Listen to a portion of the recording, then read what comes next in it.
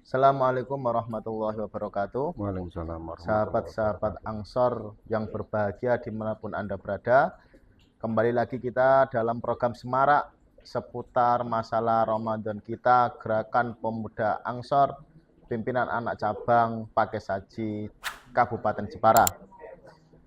Kali ini kita kedatangan tamu luar biasa, yaitu Kiai Muda NU dari ranting Desa Bulungan yang terkenal dengan nama UJ atau Ustadz Jito. Selamat malam Ustadz Jito. Selamat malam. Bagaimana perjalanan puasa kali ini? Alhamdulillah, kanthi ridhonya Allah berjalan dengan baik. Alhamdulillah.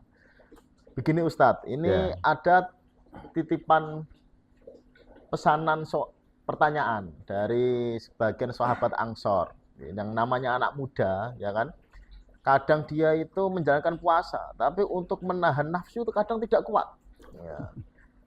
Yang menjadi pertanyaan mereka bilangnya seperti ini: daripada saya puasa tapi menjalankan maksiat, apakah puasa saya itu diterima? Apakah lebih baik tidak usah puasa saja atau bagaimana? Ini tolong penjelasannya Ustadz, biar permasalahan ini lebih gamblang, bisa dipahami. Silakan Ustadz. Assalamualaikum warahmatullahi wabarakatuh. Waalaikumsalam. Pada semuanya pemirsa yang saya hormati, ini ada satu pertanyaan yang memang bagus sekali. Memang kebanyakan dari masyarakat kita sendiri tidak menyadari hal-hal yang bisa menjadikan amalan puasa kita itu ditolak. Betul, ada satu dawuh, kamin so'imin laisa lahu min syamihi ilal ju' wal atas, kan. Memang banyak orang melakukan berpuasa tidak mendapat apa-apa, hanya menggugurkan kewajibannya saja, kan. Dia mendapatkan hanya dahaga dan haus saja. Ibaratnya kalau kita bekerja itu tidak dapat upah, kita rugi, kan. Hanya dapat capeknya saja. Ya, capeknya saja. Kalau puasa kan ngelak sama dagangnya saja. Itu harus kita perhatikan dengan seksama, dengan betul, agar puasa kita itu benar-benar puasa yang diridhoi oleh Allah Subhanahu wa Ta'ala. Yang berkualitas. Nah, berkualitas di hadapan Allah, kita mendapat pahala yang banyak. Karena di setiap di setiap kita amal, satu kebaikan yang kita lakukan di bulan Ramadan itu dilipat gandakan oleh Allah. Itu khusus di bulan Ramadan. Allah melimpahkan rahmatnya itu luar biasa. Bahkan sampai 10 tikelan, walaupun satu kebaikan, bahkan sampai 700 tikel. Wah, luar biasa ya. Itu di bulan Ramadan. Ila saum. Itu hadis qudsi itu. Fa'inahu li wa ana ajzibi. Dan sesungguhnya yang namanya puasa itu yang menilai pahalanya itu adalah Allah Subhanahu wa Ta'ala. Maka kita harus berhati-hati. Jadi mungkin bisa lebih besar ya, lebih besar, 700 kali itu ya. Ya, bisa malah berlipat-lipat, ya. Khusus itu di bulan Ramadan. Di lain bulan Ramadan tidak ada, kan. Makanya untuk pemirsa semuanya, kalau kita sudah masuk di bulan Ramadan, kita jagalah minimal puasa kita, jangan sampai melakukan hal-hal yang membatalkan puasa, bahkan menjaga hal-hal yang menjadikan pahala kita ditolak, pahala puasanya ditolak dari Allah Subhanahu wa Ta'ala. Naudzubillah summa naudzubillah. Jadi ada perkara yang membatalkan puasa, ada perkara yang membatalkan pahalanya puasa. Pahalanya puasa. Kebanyakan masyarakat kita tidak menyadarinya, ternyata itu membatalkan pahalanya puasa, kan. Biasanya yang dijaga hanya yang membatalkan puasa. Gitu. Kan? Memang kalau tingkatan orang berpuasa secara umum, ya dia hanya membicarakan tentang masalah menjaga hal-hal yang membatalkan puasa saja. Tidak boleh makan, tidak boleh minum. Gitu, tidak boleh kumpul, kan gitu. Tapi seharusnya kita harus menjaga juga diri kita, lisan kita, pendengaran kita, gerakan kita, jangan sampai melakukan hal-hal yang membatalkan puasa. Betul sabda Nabi, khamsun yuftirna shaim. Memang ada 5 perkara yang membatalkan pahala kita puasa ditolak dari Allah. ini jangan sampai kita lakukan walaupun hanya satu saja. Eman-emanan. Iya. Yang pertama al-kadzib. Kita ketika berpuasa itu jangan sering kita berbohong. Dalam bentuk apapun kita harus jujur. Jujur. Walaupun itu pahit, kalau kita jujur, kita berpuasa, maka puasa kita akan diterima oleh Allah Subhanahu wa taala seutuhnya. Di samping itu juga kalau kita sering berbohong itu salah satu dari ciri-ciri orang munafik. Ini kan juga berbahaya kan? Berbahayanya pada puasa kita juga besok ancamannya masuk neraka paling dalam. Naudzubillah min dzalik. Naudzubillah. Untuk yang nomor 2 itu ghibah. Ghibah itu zikruka akhoka bima yakrah. Berarti membicarakan aib orang lain yang mana orang lain tersebut apabila mendengar dia tidak suka. Gosip ya, Gosip. istilahnya sekarang ya. Gosip. Saya minta maaf juga kan. Kalau kita berpuasa janganlah sering gosip-gosip. Minimalnya kita kendalikan dulu agar puasa kita diterima oleh Allah Subhanahu wa taala. Dan juga kalau kita melihat di televisi, minta maaf, itu kalau tentang masalah gosip-gosip kita lewatkan aja. Untuk menjaga puasa kita kan. Siapa tahu yang diberitakan, orang yang diberitakan tadi tidak ridho. Nah, itu bisa jadi. Malah kita yang rugi. Nah, kita yang rugi kan. Itu yang kedua. Yang ketiga, namimah.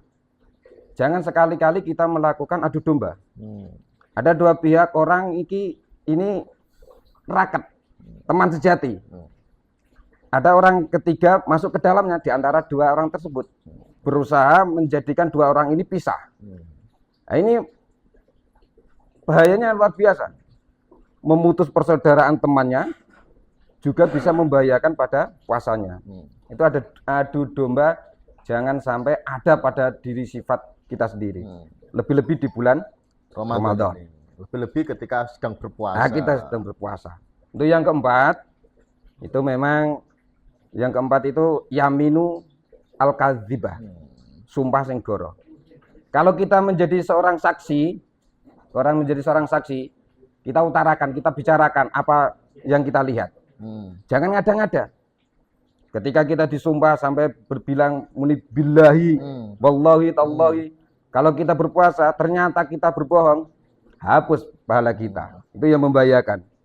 Jadi yang pertama tadi saya ulang, jangan goro, jangan berbohong, jangan gibah, jangan mengadu domba. Yang keempat, jangan bersumpah bohong. Ini yang kelima. Harus kita hati-hati. An-nadru bi syahwati. Melihat dengan sahabat. Makanya kalau kita berpuasa itu jangan sering di pinggir jalan. Juga jangan sering nonton TV ya. Juga. Kalau nonton TV ada halangannya sih. Kalau kita bertatapan langsung, kalau kita melihat seorang perempuan gimana? Kita tutup. Nutupnya nggak seperti ini. Ini bahaya. Masih ada ini celahnya. ada celah, terobos. Kita tutup seperti ini. Lalu kita bilang, astagfirullahaladzim, saya sedang berpuasa. Ini yang juga membahayakan Yon Sewu. Anak-anak muda zaman sekarang itu seringnya itu ngabuburit. Ngabuburit. Jalan-jalan. Puasa. Biasanya yang diajak pergi itu bukan suaminya. Kalau anak muda kan berjalan sama pacarnya atau kekasihnya. Ini sangat membahayakan. Ngabuburit waktunya itu sore hari. Melihat saja membatalkan pahala, apalagi memboncengkan. Vario sokoknya 3, itu menjadi 5. Menjadi 5 Ji. 2 apa tahu ini 2? Yang 2 di depan, yang 1 di belakang, yang 2 di belakang, digeger. Katakan kalau kita pergi ke Jepara, katakanlah ke Pantai Kartini, berapa rem yang kita rem? Sengkok, nyekok, wah habis sudah. Nah, ini harus kita perhatikan. Juga untuk orang tua yang mempunyai anak perempuan, kalau ditemani atau didatangi seorang laki-laki yang bukan muhrimnya, kita tolak. Nanti anak kita berpuasanya menjadi batal pahalanya, orang tuanya juga mendapat dosa. Berarti kalau orang Jawa mengatakan seperti ini, memang betul. Orang Jawa itu tidak tahu dalil, cuma yang disampaikan itu memang sesuai dengan dalil. Dalilnya itu apa Arabnya tidak tahu. Malah orang Jawa mengatakan kalau kita sedang berpuasa, kita harus menjaga mata kita, telinga kita, mulut kita, dan anggota kita dari segala maksiat. Itu yang hanya saya sampaikan. Semoga apa yang saya sampaikan tadi benar-benar bermanfaat bagi seluruh umat Islam di dunia.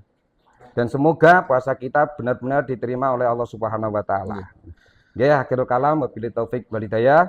Wassalamualaikum warahmatullahi wabarakatuh. Waalaikumsalam warahmatullahi wabarakatuh. Sahabat-sahabat, begitu luar biasa keterangan dari UJ Ustadz Jito.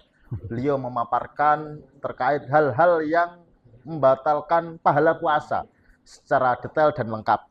Semoga kajian pada kesempatan kali ini bermanfaat bagi kita dan sebagai rambu-rambu kita di dalam menjalankan puasa pada tahun ini dan pada tahun-tahun yang akan datang. Ya. Sekian dari kami, segala kekhilafan mohon ampun. Wassalamualaikum warahmatullahi wabarakatuh. Waalaikumsalam warahmatullahi wabarakatuh.